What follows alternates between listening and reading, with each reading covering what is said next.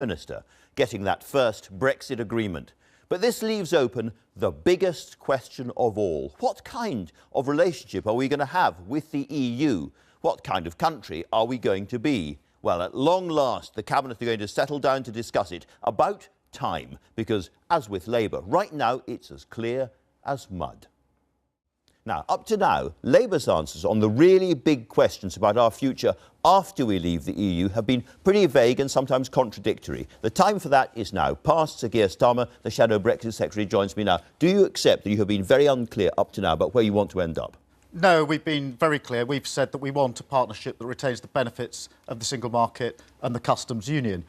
And the events of this week prove that we're right about that. Can I explain to you why I think that you have not been clear? You've had your deputy leader, Tom Watson, has said that we could stay inside the single market, perhaps in perpetuity. John McDonnell had said that would not be respecting the views of the single market. And you yourself have said this week that you have not been sufficiently clear on the point of the single market. My problem is I always get very technical and legal about this, and I'm not going to do that. So let me just be clear. I mean, what are the benefits of the single market and the customs union? They are no tariffs, and they are alignment of regulations and standards, and that means that for goods and services we can trade successfully in the future. That's what we want. That's what we mean by the benefits. Okay. To some extent, the model doesn't matter. It's what are the outcomes. Can I try and ventriloquise for you? What you want is you accept that you can't stay inside the single market, as Ian Blackford has just asked, because of the referendum result. But you want a new treaty which gives you as many of the benefits of the single market and the customs union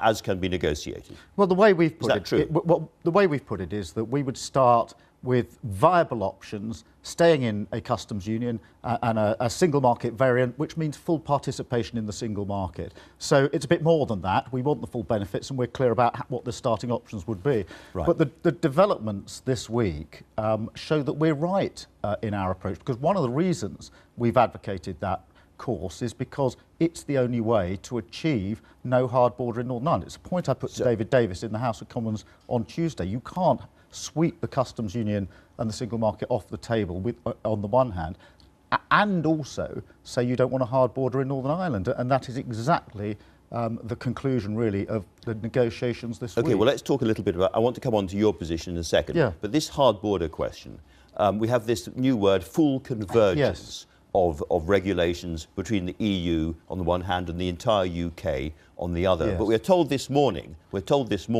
that that's not legally meaningful, and that actually it may not mean much in the end. Well, the document that was released on Friday commits to no hard border, meaning no infrastructure and no related checks or controls.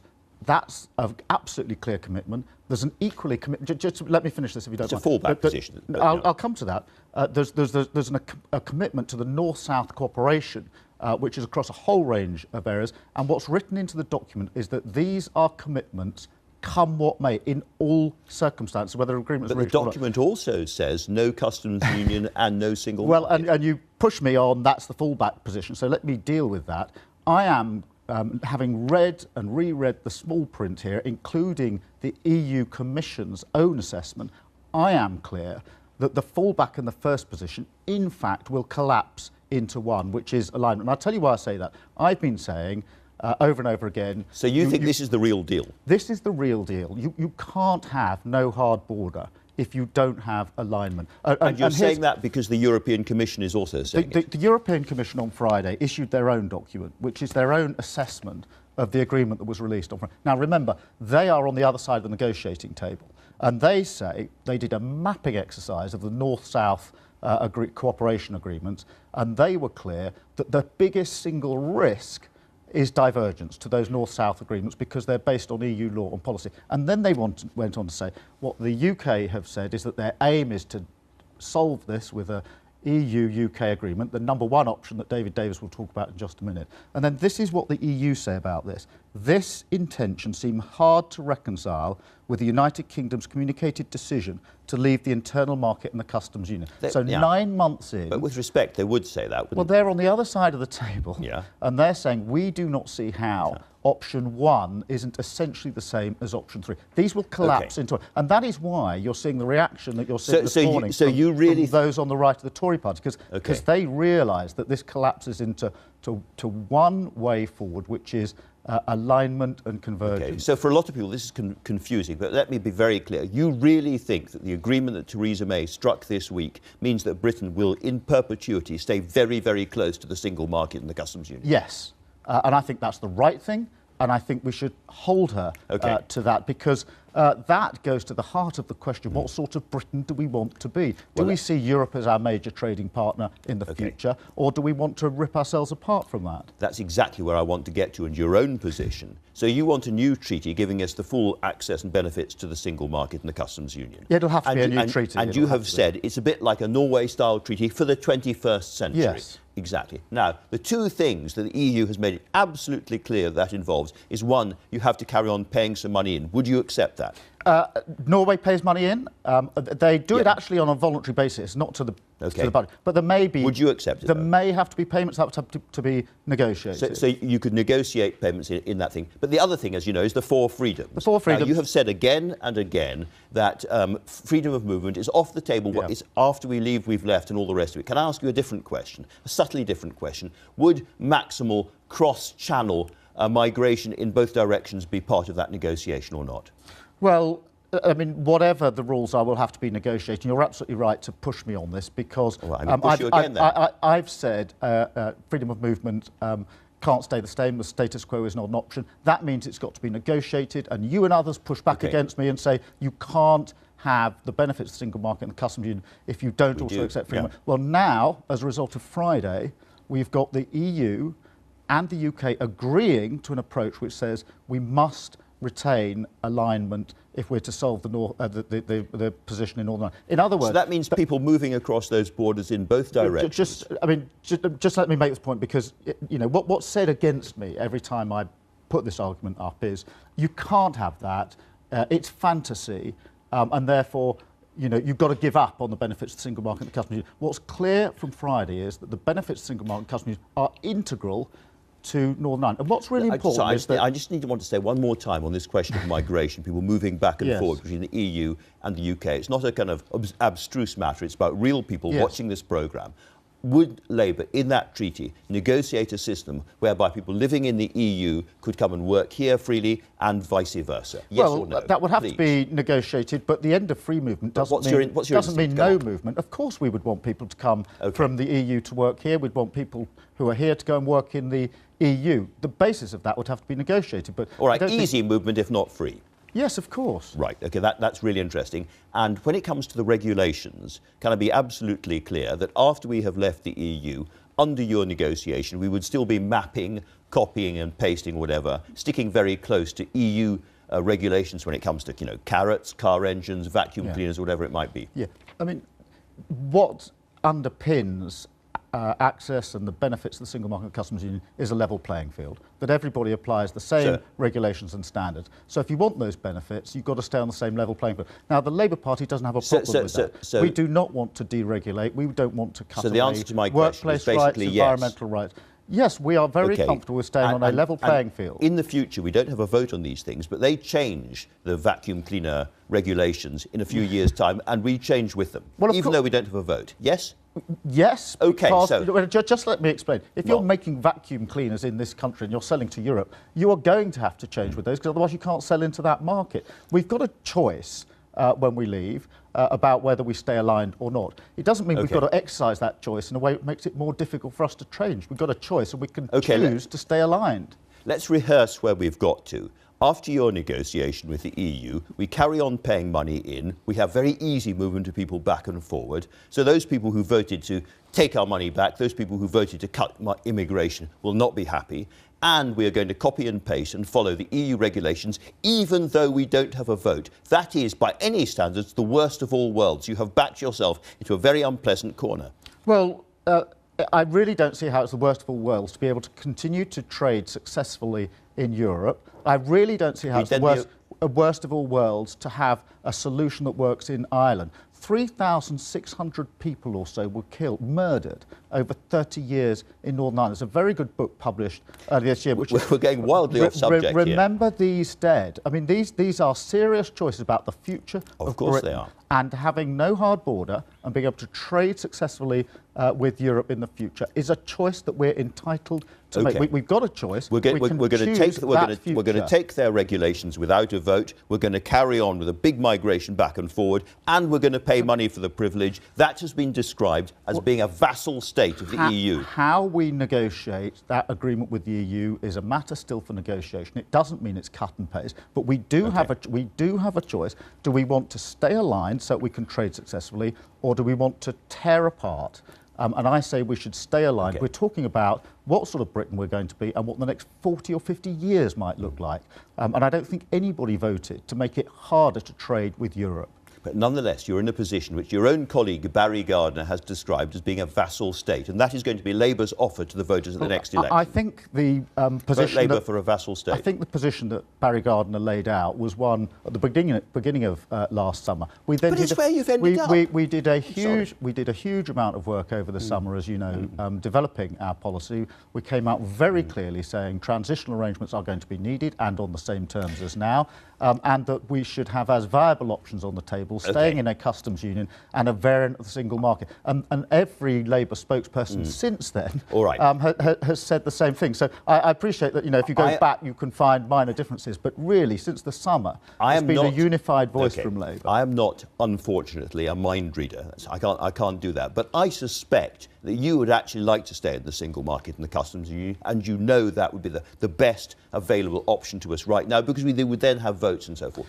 Now, can I just ask you, would it not be more honest, would it not be more straightforward, and would it not kind of vivify and enthuse many of your own supporters if you were just able to say, do you know what, yes, let's get rid of all the obfuscation, let's get rid of all the kind of weasel words, I'd like to stay inside the single market and the customs union? Well, Andrew, I've said we want the benefits of both, and I've said that the viable options there are staying in a customs union or a variant of the single market. And I say variant, I don't want to get technical because it doesn't help me when I do. It's not exactly the same but thing. Everybody knows that you would have to sign a new agreement. You can't stay in exactly the same agreement you're in. You'd need a new agreement. There's got to be a variant of what we've got. But do we want full participation in the single market? Yes, we do. Do we want the benefits of the customs union? Yes, we do. Do we need to negotiate big to get choices to that? ahead? Yes, we do. Because that's the Britain that we want to live in. Very big choices ahead. Jeremy Corbyn has said that the idea of a second referendum is still on the table. Is it?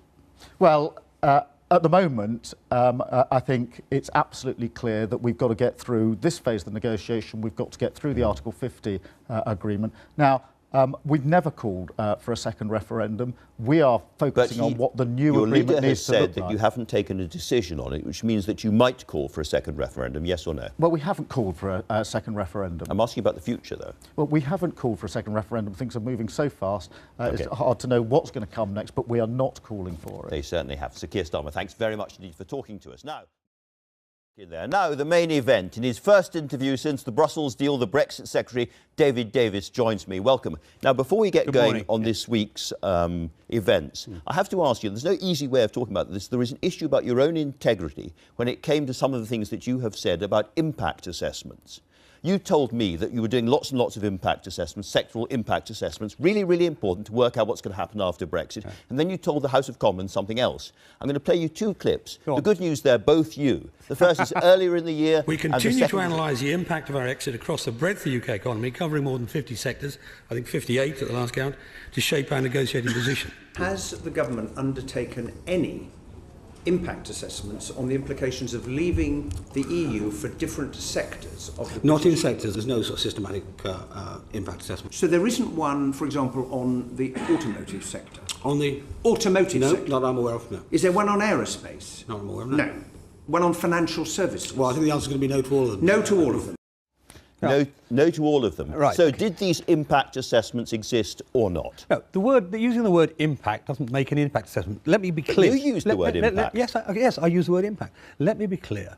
The impact assessment's got a proper meaning in almost in the law, certainly in civil service, and the Better Regulation Task Force has got a guideline on it. What we have done is analysed each sector and said, okay, how big is it? What employment? How much does it depend on European Union regulation? How much does it depend on European Union market? That's what we've been focusing on. Not trying That to is an wait impact a assessment. minute. Well, in that case, there are 850 pages of that. So you were wrong in the House of Commons. They do exist. No. There's a distinction, because what the people who are asking for this were sort of aiming at was the idea of a sort of forecast of the impact. The forecast of how much would this industry lose under this scenario or that scenario. Those don't exist. But that's the kind of thing that people out there would hope the government had done. I mean, you're going into this really important negotiation. People want to know what the government's view of the effect on the car industry or the aircraft industry or whatever might Well, be. we know what the effective regulatory barriers are. That's the important thing. Do we have to deal with that? We're going to come, no doubt, later to the arguments of convergence and so on. And how do we deal with that? And what do we need to negotiate? Now, when we started this out, we were looking possibly at doing a sector-by-sector negotiation. We're not going to do that, in fact. So there's no point in doing one forecast here, one forecast there. We don't do that. And those Why forecasts, not? well, and those forecasts don't work. I mean, if you look at what people have forecast for the outcome of the Brexit referendum, the Treasury, the Bank of England, all said the market would go down. All said the economy would go down. Okay. What's happened? What's happened? It's actually improved. We've got the best employment we've had in this country ever. Lowest unemployment in my lifetime. We're going way off topic. Do you not accept that you gave the impression that these detailed impact assessments were being done, had been done? No, they were eye-wateringly detailed. They were meticulous. They existed. As a quote. Sectoral analysis is not the same as an impact assessment. Okay. Here you are talking to the House of Lords Committee just in October. We are conducting a broad range of analysis on the macroeconomic and sectoral level to, quote, understand the impact of leaving the EU on all aspects of the UK, including the agriculture. That is an impact sectoral assessment of the kind you then said didn't exist. If that's what you're describing, that's what they've got. But what they've got is 850 pages of sectoral analysis, right? That is the size, the employment, the dependence on Europe, the availability of other markets. Now, that's the data. That's there. That's done. Nobody's ever said anything different. And throughout the course of the last 18 months, sectoral analysis is the phrase I've used. What we're getting into is almost an Alice in Wonderland. Actually, no. More Gulliver. Gulliver's Do you not Travels. think you were loose in your language, at least? I've answered questions on this probably over 1,000 times. And I've used sectoral analysis 999 times out of 1,000. OK, let's turn to another big issue, which is money. How much is it going to cost us, very roughly, to leave the EU? Well, Treasury's estimate is something like 35, 39 billion, but it's very complex. There are lots of plays in it, I gave you that figure not that long ago, and you rolled your eyes and you shook your head and you laughed and you said, no, absolutely not. That's just a guess. Well, if 40 billion was a guess, it was a bloody good guess. If you want to be precise about what I said, and you want precision, I said that sounds sort of made up. Sort of made up, but it was pretty accurate, wasn't it? And the reason it was sort of made up was because we were at that stage going through the line-by-line analysis. Nobody at that point knew what the outcome would be. We were going through line by line. And you said it earlier. When did you know? Oh, well, I mean, actually about a week or so ago. I mean, it was quite recently, because we didn't complete the line-by-line analysis until we went into the final round of negotiation. It's an awful lot of money. Can you point to one occasion on which a government minister ever warned the British public that this is what it was going to cost to leave the EU? Well, I think what you can say is from the beginning, in the Lancaster House speech, and indeed actually, I think maybe even in her conference speech, but certainly the Lancaster House speech, the Prime Minister said, we will meet our international obligations. But no one knew what that meant. Well, because we hadn't calculated the numbers. We hadn't seen their bid. I mean, the opening bid was 100 billion plus. We saw it on the front page of the Financial Times. Sources in Brussels say 100 billion. It's nothing like 100 billion. But it's a lot more than nothing either. Of course it's not nothing. I mean, you just had... wait a minute, you've just had Keir Starmer on here promising, effectively, that a Labour government will continue paying large sums of money. We're not going to do that. That's the promise we did make. Can I just ask you about the money, the sums, because people get very confused. So 40 billion is roughly 4 years of net inputs at the moment. So for 4 years, we've got 4 years of payments. It won't quite work like that. It won't quite work like that. No. But at what point in this Parliament do we start to get money back? Or do you think it won't happen in a serious way, this Parliament? Hardly any will come back this Parliament. What will happen, the way it will play, is if we have a 2-year transition period, which is the next piece of negotiation, that'll probably carry on pretty much as now. So you might guess 20 billion, but it is a guess. We don't know during because, those 2 years, because 2 years. Then we'll be out, and then the rest will be probably in a long tail. But we haven't actually done the profile yet of that. But it'll be a long tail. Maybe go on for many, many years, but quite small sums. Okay, let's move on to this week's negotiation. It feels like a year. Feels like a year. But this week's negotiation. Now, the crucial question is whether that full convergence quote in paragraph 49, well, it's not full convergence. Full alignment, beg your pardon, in paragraph 49 about the Irish border. With respect, Andrew, it's very important. That's a very important distinction. But, right? okay, I've made no, it's a very important distinction. You were berating me earlier about using words. Okay. The very important. I've corrected myself. Full alignment. Full alignment, and it was changed from no divergence. That's the point. And the difference is, what does full alignment mean? Let me just explain. No divergence would have meant actually taking cut and paste rules, right? Full alignment means, it covers about a number of areas, about 4 important ones: agriculture, road and health, rail, tourism, water. transport. Well, it's unlikely to have much impact on health or indeed on education, which are 2 of the sectors in there. But the ones it does have impact on, we're not looking to create a circumstance where animal welfare is worse in Britain than elsewhere. We're not looking to create a circumstance where safety of food is worse, or indeed pollutions of waterways. So we will meet the outcomes. We'll meet the outcomes, but not do it by just copying or doing what the European Union does. Put it in simple terms. And to put it plainly to you, because Keir sort of was reading out the Union comments on it, when that same point was put to Michel Barnier on Friday, he said, no, you don't understand. This does not mean membership of the single market or indeed membership of the customs union. I don't think it does mean membership of either of those things. But if I put it in very, very simple terms, if they have a rule on carrots, then in due course our rules on carrots will be aligned to their rules on carrots. Their carrots and our carrots will be, broadly speaking, the same carrots. Not necessarily. We're full alignment. Really? Full alignment means outcomes. It means, let's... If I align 2 cars, they're next to each other. Well, Northern Ireland is next to the Republic of Ireland. And it will have next to regulations. It'll be very similar. There will be some similarities. Again, the Prime Minister laid this out in her Florence speech. She said there are areas where we will want similar outcomes, and we'll have similar methods to achieve them. There'll be areas where we have similar outcomes, we'll have different methods to achieve them. That's going to be true of a lot of product areas, a lot of manufacturing and so on. And there'll be areas where we want different outcomes and use different methods. Well, let's stick with what we know, which is in this agreement that you've all signed and signed up to, full alignment, does involve agriculture. David Jones, who was your junior minister, is very, very worried about this because he points out quite rightly that if we're going to do a big free trade deal with America, for instance, they really want agriculture to be part of that. They've insisted that we have to have agricultural regulations and norms that apply to them as well. And we can't be in both. We can't be both inside the EU. You say that. We haven't yet started that negotiation, so it's a bit hard.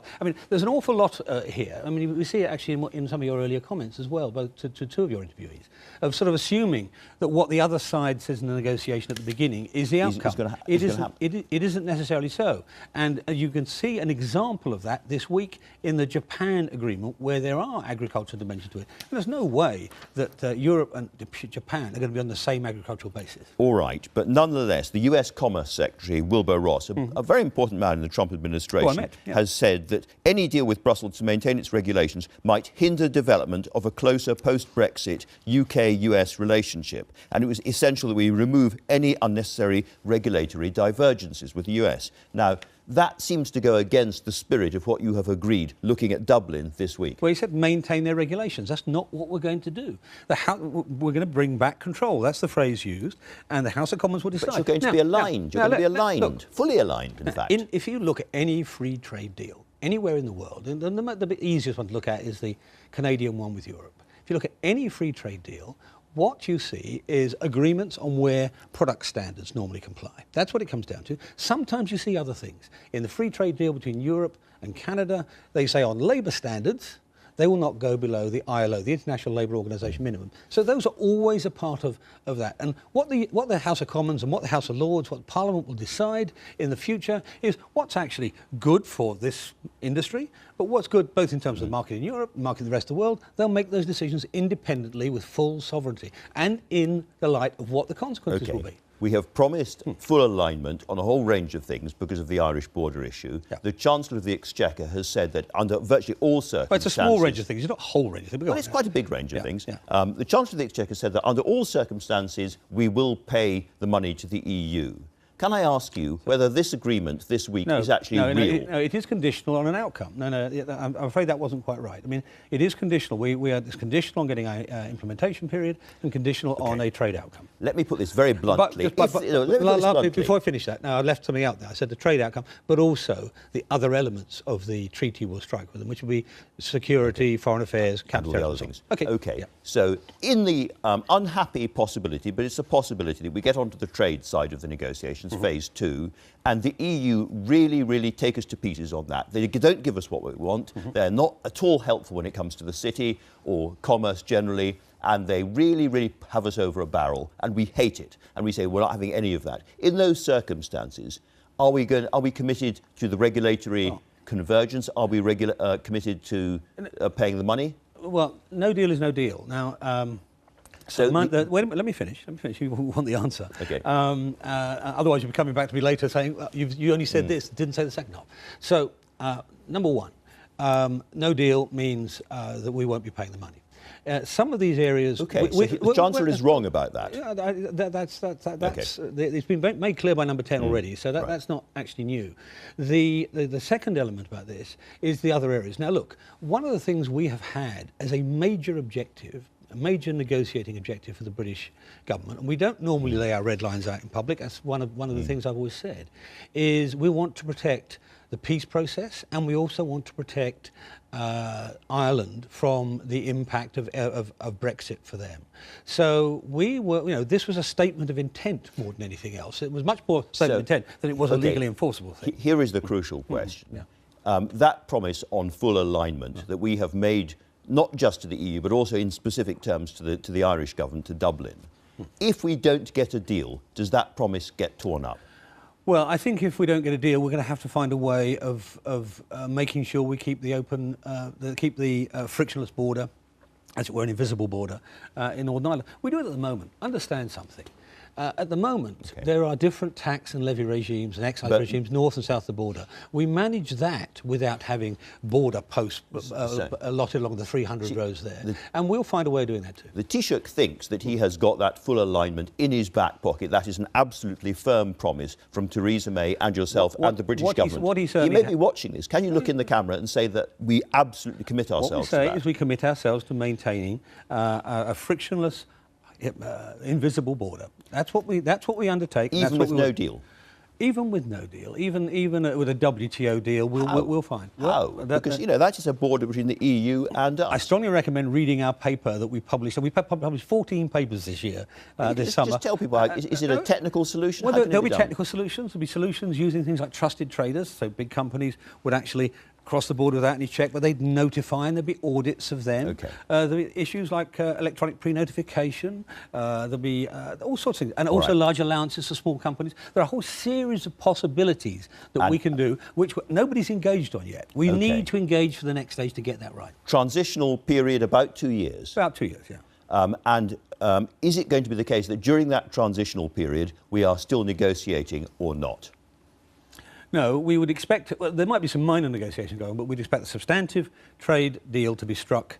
Not signed, because we've got to be technically outside immediately afterwards.